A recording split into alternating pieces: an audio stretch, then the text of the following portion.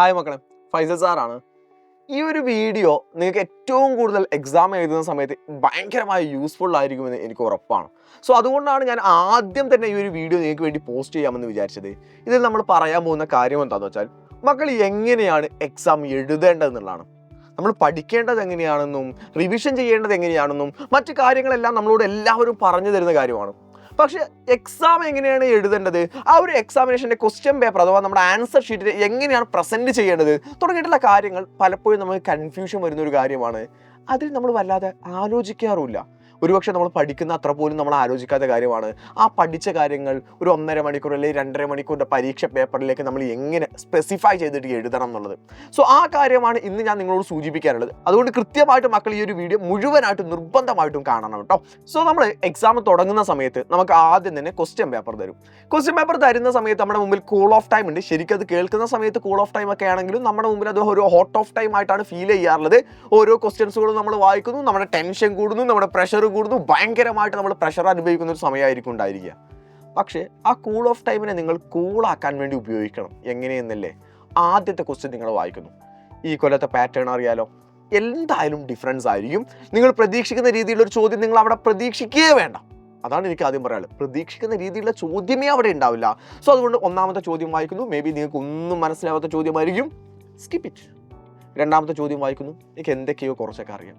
മൂന്നാമത്തെ ചോദ്യം വായിക്കുന്നു, അതും കുറച്ചൊക്കെ അറിയാം. അങ്ങനെ ആ ഒരു ക്വസ്റ്റ്യൻ പേപ്പർ മുഴുവനായിട്ട് നിങ്ങൾക്ക് വായിക്കാൻ മാക്സിമം വേണ്ടി വരുന്ന സമയത്തായിരിക്കും ഒരു 5 to 7 minutes പോരെ, അത് ധാരാളമായിരിക്കും. അത് കഴിഞ്ഞിട്ടുള്ള സമയം നമ്മൾ എന്താ ചെയ്യാറുള്ളത്? പല ആളുകളും നമുക്ക് അറിയാത്ത, ഇപ്പം നമ്മുടെ ഒരു ഉദാഹരണത്തിന് മൂന്നാമത്തെ ചോദ്യം നിങ്ങൾക്ക് ഒരു ഉത്തരവും അറിയില്ല, എന്താണെന്ന് പോലും നമുക്കറിയില്ല.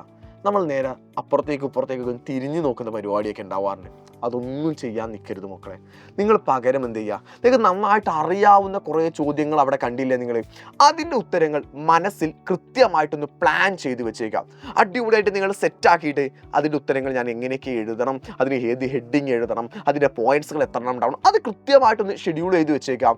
അടുത്ത 7 മിനിറ്റ് സമയം അല്ലെങ്കിൽ 8 മിനിറ്റ് സമയം നിങ്ങൾ അതിനു വേണ്ടി യൂസ് ചെയ്താൽ മതി. അല്ലാതെ എന്ത് ചെയ്യേണ്ട, അറിയാത്ത ചോദ്യങ്ങളിലേക്ക് നിങ്ങൾ ആലോചിക്കുകയേ വേണ്ട. എന്നിട്ട് നമ്മുടെ മുമ്പിൽ ആൻസർ ഷീറ്റ് തരുന്നു. ടീച്ചർ എന്ത് ചെയ്യുന്നു, നമ്മളോട് എക്സാം എഴുതാൻ വേണ്ടി സ്റ്റാർട്ട് ചെയ്യാൻ വേണ്ടി പറയുന്നു. നമ്മൾ നേരെ എഴുത്ത് തുടങ്ങുന്ന സമയത്ത് ശ്രദ്ധിക്കേണ്ട കാര്യം, ഒരിക്കലും ഒരാളും നിങ്ങളോട് പറഞ്ഞിട്ടില്ല ഓർഡറിൽ തന്നെ എഴുതണം എന്നുള്ളത്. 1 2 3 4 അങ്ങനെ എഴുതേണ്ട ആവശ്യമില്ല. നിങ്ങൾക്ക് നന്നായിട്ട് അറിയാവുന്ന കുറച്ച് ചോദ്യങ്ങൾ നിങ്ങൾ നേരത്തെ മാർക്ക് ചെയ്ത് വെച്ചില്ലേ, അതിൻ്റെ ഉത്തരങ്ങൾ അങ്ങ് എഴുതി തുടങ്ങിക്കോ. എന്ത് വന്നാലും ക്രിസ്മസ് എക്സാം വരെ നിങ്ങൾ ഡീറ്റെയിൽ ചെയ്ത് പഠിച്ച മക്കളാണ്, അത്യാവശ്യം നന്നായിട്ട് പ്രിപ്പയർ ചെയ്ത മക്കളാണ്, സൈലത്തിൻ്റെയും അതുപോലെ തന്നെ സ്കൂളിലെയും ക്ലാസ്സുകൾ കൃത്യമായിട്ട് കണ്ട മക്കളാണ്.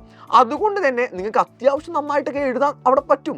ഏകദേശം ഒരു 1 മണിക്കൂർ 1.5 മണിക്കൂർ എഴുതാനുള്ള ഒരു കോണ്ടന്റ് നിങ്ങളുടെ കയ്യിൽ ഉണ്ടായിരിക്കും. നിങ്ങൾ അതിനെ പെർഫെക്റ്റ് ആയിട്ട് അറ്റൻഡ് ചെയ്യുന്ന സമയത്ത് ശ്രദ്ധിക്കേണ്ട കാര്യം എന്താ വെച്ചാൽ, ഫോർ എക്സാമ്പിൾ ഞാൻ എഴുതുന്ന ഉത്തരം എന്ന് പറയുന്നത് ആദ്യം തന്നെ ഒരു 14ാമത്തെ ചോദ്യത്തിൻ്റെ ഉത്തരമാണ് എഴുതുന്നത് വിചാരിക്കാം. ഞാനിവിടെ സൈഡിൽ 14 എന്ന് എഴുതി. എന്നിട്ട് ഇവിടെ ശ്രദ്ധിക്കേണ്ട കാര്യം എന്ന് വെച്ചാൽ, ആദ്യം ഒരു 3 മാർക്ക് മുതലുള്ള എല്ലാ ചോദ്യങ്ങൾക്കും, ഒരു 3-4 മാർക്ക് മുതലുള്ള എല്ലാ ചോദ്യങ്ങൾക്കും ഒരു ഹെഡിങ് ഉണ്ടായിരിക്കാം. ഉദാഹരണത്തിന് ഞാൻ പറയാം, ഇപ്പോൾ ഫങ്ഷൻസ് ഓഫ് RBI അഥവാ റിസർവ് ബാങ്കിൻ്റെ ഫങ്ഷൻസ് ആണ് നമ്മളോട് ക്വസ്റ്റ്യൻ ചോദിച്ചെങ്കിൽ, നമ്മൾ ആദ്യം തന്നെ എഴുതി വെക്കുന്നു ഫങ്ഷൻസ് ഓഫ്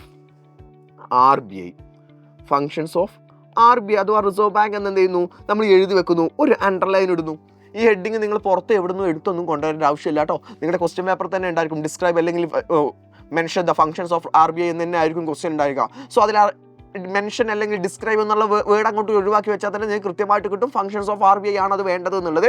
അത് എഴുതിയ ശേഷം നമുക്ക് അത് ഒന്നാമത്തെ ഫംഗ്ഷൻ, ഇപ്പോൾ ഒരു ഉദാഹരണത്തിന് ഞാൻ പറയാം കേട്ടോ, നിങ്ങൾക്ക് എല്ലാവർക്കും മനസ്സിലാകാൻ വേണ്ടിയിട്ട്. അതിൽ ഒന്നാമത്തെ ഫംഗ്ഷൻ എന്ന് പറയുന്നത് ഇഷ്യൂയിങ് ഓഫ് കറൻസി അഥവാ നോട്ട് അച്ചടിച്ചിറക്കൽ എന്നുള്ള. നമ്മൾ എന്ത് ചെയ്തു, 1, രണ്ടാമത്തേത് ഏതാണ്, മൂന്നാമത്തേത് ഏതാണ്, നാലാമത്തെ ഏതാ, അഞ്ചാമത്തെ, അങ്ങനെ ഓരോന്നും കൃത്യമായിട്ട് നമ്മൾ ഓർഡറിൽ താഴോട്ട് എഴുതി. പരീക്ഷയ്ക്ക് ഒരു 5 മാർക്കിൻ്റെ ക്വസ്റ്റ്യൻ ആണെന്ന് വിചാരിക്കും. 5 മാർക്കിൻ്റെ ക്വസ്റ്റ്യൻ ആവുന്ന സമയത്ത് ഈ 5 പോയിന്റുകൾ മാത്രം എഴുതിയാൽ നിങ്ങൾക്ക് മാർക്ക് കിട്ടുമോ? ഡാം ഷുവർ കിട്ടൂല. അതിനുവേണ്ടി ചെയ്യേണ്ട പരിപാടി എന്താണെന്ന് വെച്ചാൽ, നിങ്ങൾ നേരെ ഇത് കഴിഞ്ഞ ശേഷം വീണ്ടും അടുത്തതായിട്ട് തൊട്ട് താഴെ വീണ്ടും അടുത്ത 1 എന്ന് എഴുതുന്നു. എന്നിട്ട് ഒന്നാമത്തെ ഫംഗ്ഷൻ ആയിട്ടുള്ള പ്രിന്റിംഗ് ഓഫ് കറൻസി എന്നുള്ളത് നമ്മളിവിടെ എഴുതി വെക്കുന്നു. എന്നിട്ട് അതിന് അണ്ടർലൈൻ ചെയ്തിട്ട് അതെന്താണെന്ന് ഡീറ്റെയിൽ ചെയ്ത് കൊടുക്കുന്നു. അങ്ങനെ നിങ്ങൾ എഴുതുന്ന സമയത്ത് നിങ്ങൾ ആലോചിച്ച് നോക്കിയേ, എത്രത്തോളം കോണ്ടന്റ് ഉള്ളതുപോലെ ടീച്ചറിന് ആ പേപ്പറിൽ ഫീൽ ചെയ്യുന്നുള്ളത്. അങ്ങനെ ഓരോ ക്വസ്റ്റ്യൻസും കൃത്യമായ ഹെഡിങ്ങുകൾ എഴുതിക്കൊണ്ട്, സബ് ഹെഡിങ്ങുകൾ എഴുതിക്കൊണ്ട് നിങ്ങൾ എഴുതുകയാണെങ്കിൽ നിങ്ങളുടെ പേപ്പർ അത്യാവശ്യം വൃത്തി ഉണ്ടായിരിക്കും.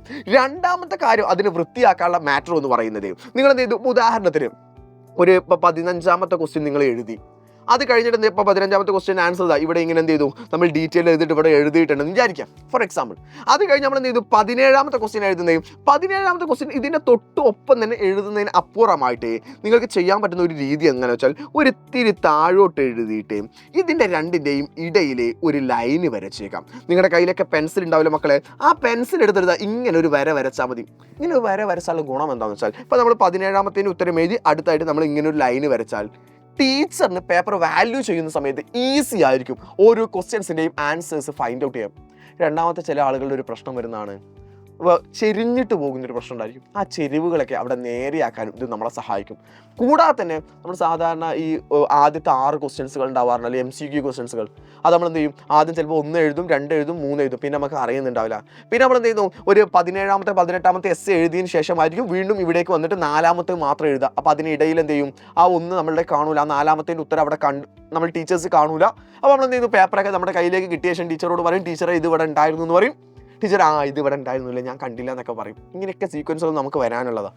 സോ അത് വരാതിരിക്കണമെങ്കിൽ നിങ്ങൾ എന്ത് ചെയ്യുക, ഇങ്ങനെ ഈ ലൈനുകൾ വരച്ചിട്ടുണ്ടെങ്കിൽ നിങ്ങളുടെ പേപ്പർ വൃത്തിയുള്ളതായിട്ടും ഓരോരോ ഉത്തരങ്ങൾ വേഗം തന്നെ ടീച്ചറിന് ഫൈൻഡ് ഔട്ട് ചെയ്യാനും പറ്റുമെന്നുള്ളതാണ്. സോ അതിനെയും നിങ്ങൾ കൃത്യമായിട്ട് യൂസ് ചെയ്യുക. അപ്പോൾ ഇങ്ങനെയൊക്കെ അണ്ടർലൈനുകളൊക്കെ വരച്ചിട്ട് ഭംഗിയിൽ എഴുതിയേക്കണം എന്നുള്ളതാണ് ആദ്യത്തെ പോയിന്റ്. ഇനി നെക്സ്റ്റ് കാര്യം, കൂൾ ഓഫ് ടൈമിൻ്റെ കാര്യം പറഞ്ഞു, എക്സാം എഴുതുന്ന പാറ്റേൺ പറഞ്ഞു. പിന്നെ അത് നമ്മൾ ഇപ്പോൾ ഏറ്റവും അറിയാവുന്ന ഇതായി എഴുതിയത്.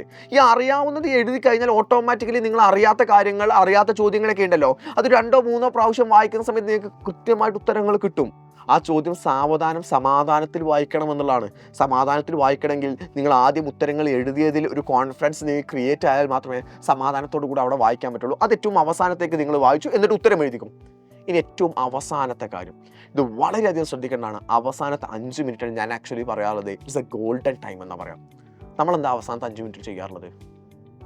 നമ്മൾ എന്താണോ നമുക്കറിയുന്നത് എല്ലാം കൂടെ വലിച്ചു വാരി എഴുതുന്ന സമയമായിരിക്കും. പശുവിനെ കുറിച്ച് ചോദിച്ചാൽ നമ്മളെപ്പോഴും തമാശ പറയുന്നത് പോരാ. പശുവിനെ കുറിച്ച് ചോദിച്ചാൽ പശുവിനെ കെട്ടുന്നത് തെങ്ങുമലാണ്, തെങ്ങിൽ തേങ്ങയുണ്ട്, തേങ്ങയിൽ ഇളയത് ഇളനീരാണ്, ഇളനീരെ ജ്യൂസ് കുടിക്കാൻ നല്ല രസമാണ്, ഇളനീരിൻ്റെ ജ്യൂസിൽ ഏലക്ക ഇടും, ഏലക്കയിട്ട ചായ കുടിക്കാൻ നല്ല രസമാണ്, ചായപ്പൊടി നല്ലത് മൂന്നാറിൽ കിട്ടും, മൂന്നാറിൽ നല്ല തണുപ്പാണെന്നായിരിക്കും എഴുതി വെക്കുന്നുണ്ടായിരിക്കുക. എന്താണോ അവിടുന്ന് ഒരു വേർഡ് കിട്ടുന്നത് അതിൽ നിന്ന് അങ്ങോട്ട് തുടങ്ങിയതായിരിക്കും. അവിടുന്ന് നിങ്ങൾക്ക് മാക്സിമം സ്കോർ ചെയ്യാൻ പറ്റുന്ന മാർക്ക് എത്രയാണ്? മാക്സിമം 1/2 മാർക്ക് അല്ലെങ്കിൽ 1 മാർക്കല്ലേ സ്കോർ ചെയ്യാൻ പറ്റുള്ളൂ. ബട്ട് അവിടെ അവസാനത്തെ 5 മിനിറ്റിൽ ടീച്ചേഴ്സ് പേപ്പർ ടൈ ചെയ്തോ എന്ന് പറയുന്ന മൊമെൻറ്റിൽ നിങ്ങളുടെ എഴുത്തുകൾ നിങ്ങൾ സ്റ്റോപ്പ് ചെയ്തേക്കണം. എന്നിട്ട് വേഗം തന്നെ നിങ്ങളുടെ നിന്നു അഡീഷണൽ ഷീറ്റിൻ്റെ നമ്പേഴ്സുകൾ നോക്കിയിട്ട് കറക്റ്റായിട്ട് ടൈ ചെയ്യുന്നു. ടൈ ചെയ്ത ശേഷം നിങ്ങൾ ഏറ്റവും കൂടുതൽ ഇമ്പോർട്ടൻ്റ് ആയിട്ട് ശ്രദ്ധിക്കേണ്ടത് എല്ലാ ക്വസ്റ്റ്യൻസിനും നമ്പേഴ്സുകൾ ഇട്ടിട്ടുണ്ടോ എന്നുള്ളതാണ്. അതിന് വേണ്ടിയിട്ട് ക്വസ്റ്റ്യൻ പേപ്പറിൽ 1 എടുക്കുന്നു, ആൻസർ ഷീറ്റിൽ 1 ഉണ്ടോ നോക്കുന്നു, ക്വസ്റ്റ്യൻ പേപ്പറിൽ 2 നോക്കുന്നു, ആൻസർ ഷീറ്റിൽ 2. അങ്ങനെ നോക്കണ്ട. ക്വസ്റ്റ്യൻ പേപ്പറിൽ എത്ര ടിക്കുകൾ ഇട്ടിട്ടുണ്ട്, നമ്മൾ ഓരോന്നും എഴുതുന്നതിനനുസരിച്ച് ടിക്ക് അതിന് മാർക്ക് ചെയ്തിട്ടുണ്ടാവുമല്ലോ. ക്വസ്റ്റ്യൻ പേപ്പറിൽ എത്ര ടിക്കുകൾ ഉണ്ട് നോക്കാം. അത് ആൻസർ പേപ്പറുകളിലും അത്ര എണ്ണം നമ്പേഴ്സ് ക്വസ്റ്റ്യൻസുകൾ നമ്മൾ അറ്റൻഡ് ചെയ്തിട്ടുണ്ടെന്ന് നോക്കിയാൽ മതി. ഇനി അഥവാ നിങ്ങളുടെ ഒരു ഈക്വൽ ആവുന്നില്ല, ഏതിൻ്റെയൊക്കെയോ ക്വസ്റ്റ്യൻ നമ്പറുകൾ മിസ്സായിട്ടുണ്ട് എന്ന് നിങ്ങൾ ഫൈൻഡ് ഔട്ട് ചെയ്യുകയാണെങ്കിൽ ആദ്യം തിരഞ്ഞു നോക്കേണ്ടത് എവിടെയാണെന്നറിയോ? ഒന്ന് മാച്ച് ദ ഫോളോയിങ്ങിലാണ്. കാരണം ആ ടേബിളൊക്കെ വരയ്ക്കുന്ന സമയത്ത് നമ്മൾ ഏറ്റവും കൂടുതൽ എന്ത് ചെയ്തു, ആ തിരക്ക് പിടിക്കുന്ന സമയമായതുകൊണ്ട് നമ്മൾ എന്ത് ചെയ്യും, മേ ബി അവിടെ ക്വസ്റ്റ്യൻ നമ്പർ വിട്ടുപോയിട്ടുണ്ടാവും. അല്ലെങ്കിൽ നന്നായിട്ട് അറിയാവുന്ന എസ്സേ ക്വസ്റ്റ്യന് നിങ്ങൾ എന്ത് ചെയ്യും, ഹെഡിങ് ഒക്കെ എഴുതിയിട്ട് അങ്ങോട്ട് തുടങ്ങിയായിരിക്കും. കാരണം ആദ്യമായിട്ട് ആ ഒരു ക്വസ്റ്റ്യൻ കണ്ടപ്പോൾ ഭയങ്കര ഒരു ക്യൂരിയോസിറ്റിയിൽ അങ്ങോട്ട് തുടങ്ങിയതായിരിക്കും. അതിൻ്റെ ആയിരിക്കും നിങ്ങളുടെ വിട്ടുപോയിട്ടുണ്ടായിരിക്കാം. സോ ഏറ്റവും അവസാനത്തെ 5 മിനിറ്റിൽ നിങ്ങൾ ശ്രദ്ധിച്ചില്ലെങ്കിൽ ഏറ്റവും നന്നായിട്ട് മാർക്ക് കിട്ടാൻ പോകുന്ന 8 or 10 മാർക്കായിരിക്കും അവിടെ മിസ്സാവുക. മറ്റേത് നിങ്ങൾക്ക് എത്ര കിട്ടുക, 1 മാർക്കൊക്കെ ആയിരിക്കും ഉണ്ടാവുക. സോ ആ ഒരു സമയവും നിങ്ങൾ കൃത്യമായിട്ട് ശ്രദ്ധിച്ചിരിക്കണം. പിന്നെ എക്സാം എഴുതി കഴിഞ്ഞ ശേഷം ഒരു പ്രാവശ്യം ഒന്ന് വായിച്ചു നോക്കാം. അണ്ടർലൈൻ ചെയ്യാനുള്ള പോയിന്റ്സുകൾ നിങ്ങൾക്ക് ഷുവർ ആണെങ്കിലുള്ള കാര്യങ്ങൾ മാത്രം അണ്ടർലൈൻ ചെയ്യാം. ഡൗട്ടായിട്ട് ഇപ്പോൾ നമ്മുടെ സോഷ്യലിൽ തന്നെ നമ്മൾ പറയാം, പേസ്ട്രിയിൽ 1 വർഷം നിങ്ങൾ എഴുതിയിട്ടുണ്ട്, അതൊരു ഡൗട്ടാണ്, അതന്നെയാണോ അല്ലയോ, അതിൽ കൊണ്ടുപോയിട്ട് അണ്ടർലൈൻ ചെയ്യേണ്ട. എന്നാൽ നിങ്ങൾക്ക് കൺഫേം ആയിട്ട് അറിയാവുന്ന ഡേറ്റ് ആണ്, ധൈര്യമായിട്ട് അണ്ടർലൈൻ ചെയ്തു. അങ്ങനെ നിങ്ങൾ എഴുതുകയാണെങ്കിൽ നിങ്ങൾക്ക് ഏറ്റവും ഈസി ആയിട്ട് മാർക്ക് സ്കോർ ചെയ്യാൻ പറ്റും. സോ ഈ കാര്യങ്ങളെല്ലാം നന്നായിട്ട് ശ്രദ്ധിച്ചേക്കുക. ഈ കാര്യങ്ങൾ ശ്രദ്ധിച്ചിട്ട് മാത്രമേ നിങ്ങളുടെ എക്സാമിനേഷൻ നിങ്ങൾ അറ്റൻഡ് ചെയ്യാവുള്ളൂ. അപ്പോൾ അടിപൊളിയായിട്ട് നിങ്ങൾ എഴുതൂലടാ. ഈ ക്രിസ്മസ് എക്സാം നമുക്ക് അടിപൊളിയായിട്ട് അറ്റൻഡ് ചെയ്തിട്ട് വേണം മെയിൻ എക്സാമിനേഷൻ ഫുൾ മാർക്ക് വാങ്ങിക്കാൻ. All the best my dears.